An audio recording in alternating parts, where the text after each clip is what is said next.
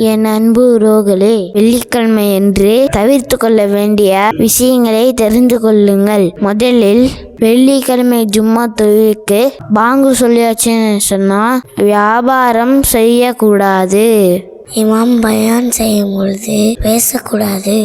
யாராவது பேசிட்டு இருந்தாலும் அவங்கள பார்த்து பேசாதீங்கன்னு சொல்லக்கூடாது. ஜும்மா தொழுகைக்கு நடந்து வரதுக்கு வாய்ப்பு இருந்தும் வாகனத்தில் வரக்கூடாது. ஏன்னா ஜும்மா தொழுகைக்கு நடந்து வந்தால் ஒரு ஸ்டெப்புக்கும் அவ்வளோ நன்மை இருக்கு. வெள்ளிக்கிழமை அன்னைக்கு வெள்ளிக்கிழமை மட்டும் நோன்பு வைப்பது. ஜும்மா தொழுகைக்கு எந்த காரணமும் இல்லாமல் தாமதமா வருது. ஏனென்றால் ஜும்மா தொழுகைக்காக முன்னேறமாவே சீக்கிரமா வருவங்களுக்கு ஏராளமான நன்மைகள் இஸ்லாம் சொல்லியிருக்கு.